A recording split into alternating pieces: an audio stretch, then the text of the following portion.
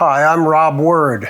I know you're used to seeing me on Sunday mornings for A Word on Westerns. Well, we're going to go way back on Wednesday today because my son said, you know, we're stuck at home, let's do more work. So that's what we plan to do every Wednesday. So from now on, you'll not only see us on Sundays for A Word on Westerns, but on Wednesdays, we're going to go way back on Wednesday. And to kick things off, we're going to go back over 40 years for an interview that I did with C.C. Beck, who was the original artist on Captain Marvel. He's going to talk about how it was founded, how it was created, and what it meant to him even when it was brought back in the 70s. Plus, we're going to be talking to Dave Graue, the artist on Alley Oop. He took over in the 50s from V.T. Hamlin, but you're going to learn all about that with our comic book superheroes. We can't go to Comic-Con this week, so we're going to go way back this Wednesday, today, right now, and I'll see you in between the interviews with some original art. I look forward to it. Let's get it going. America has been influenced by many different things. For youngsters growing up in the late 30s, early 40s, and 50s, Captain Marvel, the great red cheese, influenced many people. Our guest today is C.C. Beck, the original artist for Shazam, Captain Marvel. Welcome to Stardom. Thank you. How were you first offered the opportunity to draw Captain Marvel? I was working at Fawcett Publications. I'd been there for several years as an illustrator. And I'd been working on the humor magazines, which are slowly dying out at the same time that the pulps and westerns were dying out. And the comics came along and combined all those elements of humor, adventure, western. And we hired writers and artists from the pulp field and from the humor field and put them together. And who created Captain Marvel? That was actually created in the editorial offices by the editors. And they picked out a writer named Bill Parker, who was on the staff, and worked up the first script and handed it to me, and I illustrated it. How did you devise the look of Captain Marvel?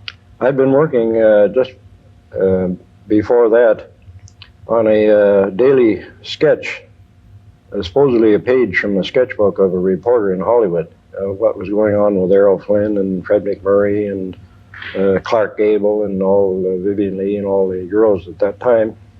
And actually I drew about 7 characters in the first WHIZ, and I based one on Errol Flynn and one on we used the various characters, the actor Stone, that was Andy Hardy's father. And we figured, well, we'd take standard accepted features, and Fred McMurray was the one that fitted this part. Errol Flynn was already in another one called Fly Smasher. And I based it on Fred McMurray, and Fred still looks like Captain Marvel. He doesn't look a heck of a lot older either. You made Captain Marvel a little bit beefier than Superman, but yet somehow it seemed to catch on, and your name, your signature on Captain Marvel has made it a lasting strip today. Thank you. Were you ever concerned with the problems that parents were saying that comic books were turning children into degenerates? We had a little problem with that right at the beginning.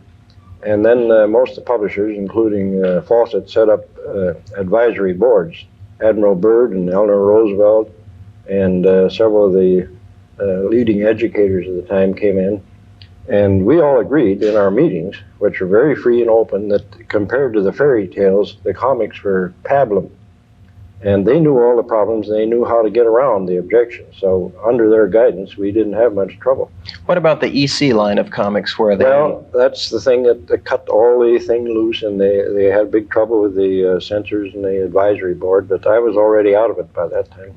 Another thing I'd like to say is back when I was doing it in the 40s, we were all trained to restrain ourselves and to not do certain things that are violent and repulsive. And if we did use violence, it was worked in very adroitly, same as the humor was.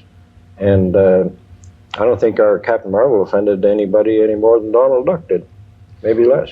Well, your Captain Marvel was sort of Superman with laughs, wasn't it? That's right, and he was immortal, which made him subject to all the fallacies that mortals have, where Superman wasn't.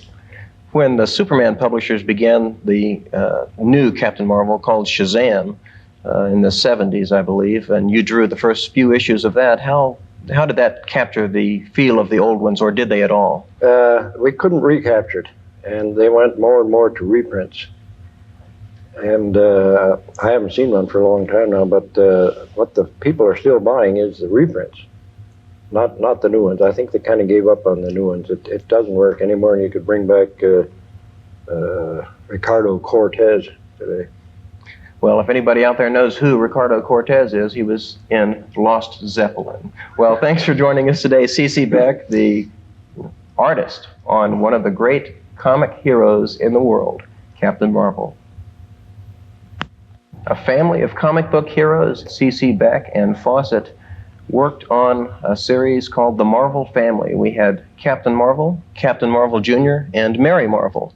So what sort of personality did you give her? She was actually Billy Batson, who was Captain Marvel's natural self.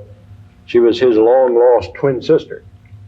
And she looked just like him, except her hair was a little longer, and she had all his powers.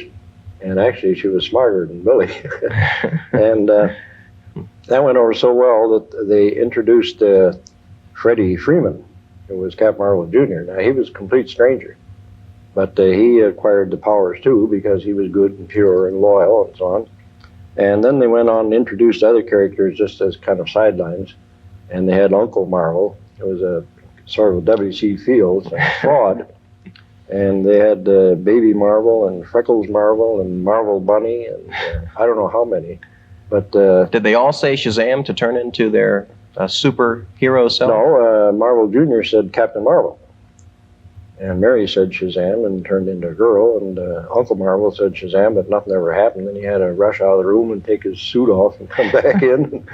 I've said it often, and nothing ever happens to me either. You ever turned into the big red cheese yourself? No, but the first time I wrote it out on the drawing board, something happened to just about the whole world, including me. Mm-hmm. First time that Shazam showed up in February of 1940. He actually was more popular than Superman, wasn't he? Sold more comics? He was, yeah. And he had more appeal. He was not as restricted. And because of the humor? No, because he was human and mortal, and he had all these members of his family. Now, DC didn't start their own family until quite a bit later. So their original idea was that Superman was one unique character all by himself, but ours was that he was just another mortal, and that could be spread around among others. He's given us all great fantasies. Thank you for joining us today. C.C. Beck, the artist of Captain Marvel. That's C.C. Beck. He was an interesting man. We lost him, but that interview from 1977 gave us some nice insight. And let me show you these, because Dave Graue, coming up next to talk about Alley-Oop, discusses Alley-Oop when it premiered back in the early 30s. Back in those days, newspaper strips, this is the size of the dailies. This is a daily by Vernon Green of the Shadow strip. Shadow was big on radio. Vernon Green did the art for a series in the newspapers, but the space, the images are so huge at this time, and they kept getting smaller and smaller. Here's something from 1948. It's Terry and the Pirates. George Wonder took it over from Milton Caniff, and the work on it is just amazing. And this was all brushwork too. But as times went on, the newspapers gave comics less space because everybody was going to television. They weren't reading the continuity strips anymore, the adventure strips like Captain Easy and Terry and the Pirates and Steve Canyon and all those great ones that were part of my growing up, Sundays and then dailies. This is a daily on heavy Bristol board too, so it's just amazing work. And then look at the size. This is an alley-oop that Dave Graue has done, and he uses pen and ink again, but the size that he's got to work with, he talks about it in this interview. It's sad, but I think you'll find this interesting. Here we go. Dave Graue on Stardom. Mixing elements of H.G. Wells' The Time Machine and Caveman Days is a comic strip called Alley Oop that's carried in over 300 papers. Our guest today on Stardom is Dave Graue, who is the artist and writer on that durable strip. Welcome. Thank you, Rob. You didn't create the strip, but you've been working with it for quite some time. How did you first become associated with V.T. Hamlin, the creator? Well, actually, I went to school with his daughter, and I met him through her. This was high school, and we were hung around in a group together and went over to each other's houses, and I finally met him through her. And I've always liked to draw ever since I was knee-high to a grasshopper, so to speak. And this is basically the way I got acquainted with him. And during the 40s, he used to give out little wallet-sized cards of alley-oop. And he gave me one before I went to the Air Force. And so I reciprocated with a cartoon that I had drawn and gave that to him. And he said, well, gee, this is pretty good. He says, how would you like to be a cartoonist? And I thought this was the greatest thing in the world, you know. And I had enlisted in the Air Force, and they had expected to go on my 18th birthday, but wasn't called until about 6 months later. So he called me up one day, and he had worked with various assistants and hadn't had too much success with them. And so he said, why don't you come over and do a color chart for me? So I said, what's a color chart? Well, I went over there, and to make a long story short, I started doing his color charts, which were really the color indications that are used in the Sunday pages. Of course, where we draw the Sunday pages in black and white, and then the color is put in mechanically. And I did that for a while and gradually worked my way into lettering, and that's how I started. Do you have a son or daughter who's an aspiring cartoonist? Well, Dave Graue, our guest on Stardom today, was a young aspiring cartoonist. Got to know V.T. Hamlin, who was drawing and writing Alley Oop, and now it's Dave's strip, and you're doing quite well with it. It mixes the elements of action, adventure, and science fiction all together. What a wonderful concept with the time machine element. Well, thank you, Rob. We, of course, in the strip, we have the time machine, as you well know, which was introduced in 1939 by V.T. Hamlin. And consequently, this gives us a fantastic base to work from with this comic. And we can take Oop and send him just about anywhere in the realm of time that we want to, which really gives me an awful lot of liberty to work from as far as the strip is concerned. In your background in history or anything like that, is there a particular time that you studied when you were a youngster that appeals to you, and Alley continues to visit that time period? Well, of course, I like the prehistoric time, because you don't have to do a lot of perspective drawing for one thing, which takes time, and you can let your imagination kind of go to the four winds and do anything you want to with it back there. But by the same token, we can work into stories of a science fiction type of nature, and which we do, and also we can get into the historical realm. So I really have no specific realm that I like. With the success of Star Wars, and it looks like a whole new era of science fiction, do you envision Alley Oop becoming a space pilot and going into the future? And well, not exactly, no, but I do have some ideas as far as going into a fourth dimension type of realm, which I am working on at the present time. And I think we can come up with a really fantastic story with primarily the accent on the unusual and the humor in this type of realm. And this is one thing I really look forward to doing. You started on the strip in the 40s as an assistant to V.T. Hamlin, and it's still going very strong today, but how has it changed to become contemporary and work in today's society? Well, I started in the 40s and worked for a short period of time on the strip. Actually, I started in 1950 as a steady job and have been involved with it pretty much since that time up until the present. As far as the strip changing, of course, your technique as an artist evolves over a period of time, and you improve, hopefully.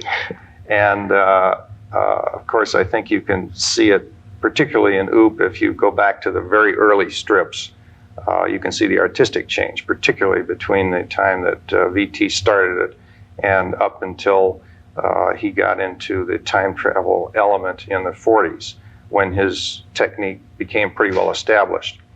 My technique is patterned after his, of course, but everyone develops his own type of technique, and we have been limited as far as space requirements in the papers go. And of course, OOP being incorporating a fine line inking technique, this had to change because we were losing an awful lot in the reproduction. So I've tried to simplify the artwork, and that basically is the biggest change that I think I've incorporated into the strip. Story-wise, you inject yourself, your own personality, into the strip. That this is a necessity to make the characters live and breathe, you know. And so consequently, I think OOP has changed a bit and probably has taken over my personality where he had VT's personality before. Thank you for joining us on Stardom today. Dave Graue, the artist writer on Alley Oop.